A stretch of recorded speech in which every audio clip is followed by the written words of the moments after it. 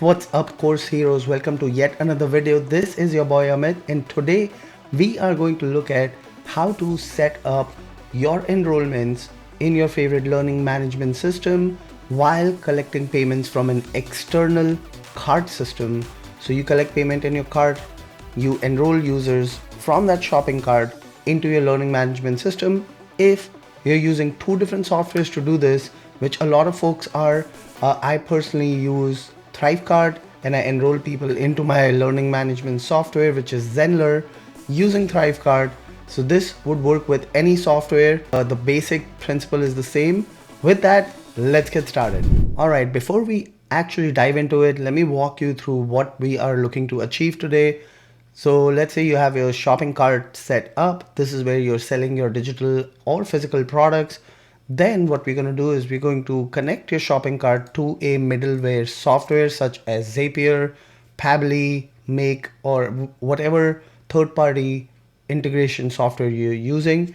And then using that, we are going to send the data from your shopping cart to your course enrollment platform, which is Zenler system, Thinkific, Kajabi, Teachable, whatever course platform you're using.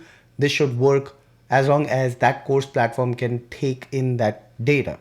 Now, the key here is sending the data from your shopping cart. That's the biggest thing, is making sure that your shopping cart software can send that data over to your middleware platform, which could be, again, it could be as simple as Google Sheets, but you're still going to need a platform to grab the data from that Google Sheet and send it over to your course management system. So let me show you how I have set this up in Thrivecart, and then you can do the same thing in your own checkout platform. So I am inside my Thrivecart platform, and what I want to do here is this product, ChatGPT Unleashed. What I want to tell the system is anytime someone purchases this, send that data to Google Sheets. Now I have already integrated my Google Sheets into Thrivecart. If you haven't done it, you'd want to go to your settings, integrations, and then go down here where you see Google Sheets. And you might also find that your learning management system could be integrated with Thrivecart, because they do have integrations with MemberMouse, MemberPress, a bunch of other learning management systems, including Thrive Apprentice, Teachable. So there is a lot that they do have integrations with. Unfortunately, Zenler is not one of them, and that is why I have to go the Google Sheets route. Now they can also integrate with Zapier, but I am not using Zapier, so that's why I'm going the Google Sheet route as well. So back to my product, what I want to do here is go to the behavior for this specific product and add a new rule. And in this rule, what I'm going to say is whenever the main product is purchased, add that person to a Google Sheet. So I'm using Google Sheet. I'm saying add them to the spreadsheet, and I'm going to create a new spreadsheet. I'm going to call it Thrivecart to Zenler via Pabbly version 1. And I don't want to exclude any of this data. I need it whenever the purchase happens. So I'm going to leave all of this unchecked. And then I also don't want to run it in specific locations. I want this to run no matter where the person is purchasing from. And that piece is done. Now I'm going to hit save and get URL. So this gives me the product URL. All right, now that I have the product URL, I'm going to go test this out and make sure that data is being sent to my Google Sheet that I just created. Before I go and test it out, here's the Google Sheet. You can see this name that I gave it. And right now there is no data in here. That is going to change once I purchase the product. So I'm going to go ahead and make a test purchase for this product to get that detail into my Google Sheet. Okay, I've filled in all the information. Now, if this was a real purchase, they would be brought to the credit card page on step 2. Since I already have a discount code applied, I can skip that and complete the order. Now, let's hop back over to our Google Sheet and see if that data was sent. Here we go. So we have the first name, last name, email, and then also a bunch of other details that gets sent automatically from Thrivecart. Now, if you don't want all of these details, you can always go back to your products, go to the product settings here, and then at the last step, there was an option to remove some of the data. So you can exclude the personal info, the shipping info, or the pricing info, or all three of them from that Google Sheet. Now that we have our data in Google Sheet, the question is, how do we now send this to our learning management system, which in my case is Zenler? So what I want to do here is, first thing is go to add-ons and get an add-on. So I already have the Pabbly add-on installed, but if I did not have it, I would go into search for apps and search for Pabbly. You can see that the Pabbly Connect webhooks is already installed. So that piece is done. Then I'm going to go to that webhook and do an initial setup. What this is going to do is it's going to provide me with a window where I am supposed to add the webhook URL and the trigger column. The trigger column, I want column H, which is column G, which is the email column. And for the webhook URL, I'm going to have to go into Pabbly and grab that URL. So let's head over to Pabbly Connect now. So I'm inside my Pabbly dashboard. I'm going to go and create a new workflow and give it the same name as my Google Sheet. Now my workflow is created. And what I want to do for the first step is grab that webhook.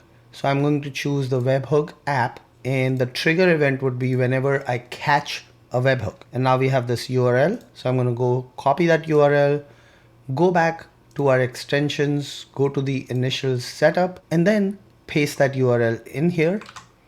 And then our column is going to be column G. Okay, now that those two things are done, let's send a test and see if that data can show up inside of my Pabbly Connect dashboard for this workflow. Perfect. So we have our last name, first name, email, and the course that they purchased.